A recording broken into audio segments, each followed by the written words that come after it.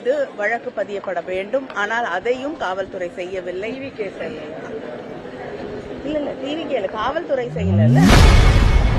தூத்துக்குடியில் இளைஞர் உயிரிழந்த விவகாரம் குறித்து திமுக எம்பி கனிமொழி செய்தியாளர் சந்திப்பில் ஆவேசமாக கருத்து தெரிவித்துள்ளார். பல முறை முயற்சி செஞ்சிருக்காரு. ஆனா காவல்துறை அதை எடுத்துக்கிறதுக்கு தயாராகவே இல்லை. குற்றம் நடந்த அன்று அந்த லிங்ககுமார் அவர்கள் கடை கட்டியிருக்கக்கூடிய இடத்திற்கு ஜேசிபி எல்லாம் கொண்டு வந்து தாஸ் என்ற அந்த வழக்கறிஞர் அவரோடு பல பேரை அழைத்து கொண்டு வந்து அந்த கடையை இடிச்சிருக்காங்க. அதை தடுக்க போன லிங்ககுமார், அவருடைய குடும்பத்தினர், அவருடைய மனைவி, மகள், 19 வயது மகள், அது மட்டும் இல்லாமல் 16 வயது அவருடைய மகன், இவங்க எல்லாரும் தாக்கப்பட்டிருக்காங்க. ஆனா எஃப்ஐஆர்ல யார் தாக்கினார்கள் அப்படிங்கறது கொண்டு வரப்படவே இல்லை. அது மட்டும் இல்லாம அவங்க துப்பாக்கிய கொண்டு வந்து மிரட்டியதாக லிங்ககுமார் அவர்கள் தெரிவிக்கிறார்.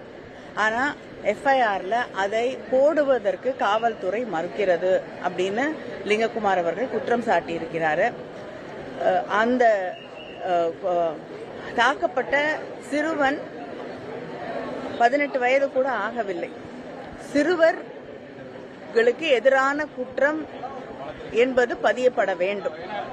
அந்த அடிப்படையில தாஸ் மீது வழக்கு பதியப்பட வேண்டும். ஆனால் அதையும் காவல்துறை செய்யவில்லை. இல்ல டிவிகேல காவல்துறை செய்யல. காவல்துறை அதை செய்யவில்லை.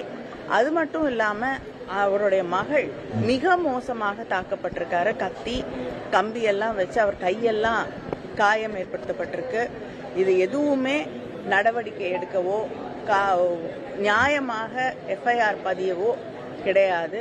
ஏனென்றால் தாஸ் என்பவர் இப்பொழுது ஆளுங்கட்சியாக இருக்கக்கூடிய டிவிகே சேர்ந்தவர் அப்படின்னு அவர். செய்திகளை உள்ளது உள்ளபடி தெரிந்து கொள்ள ரெஃப்ளெக்ட் நியூஸை சப்ஸ்கிரைப் பண்ணுங்க.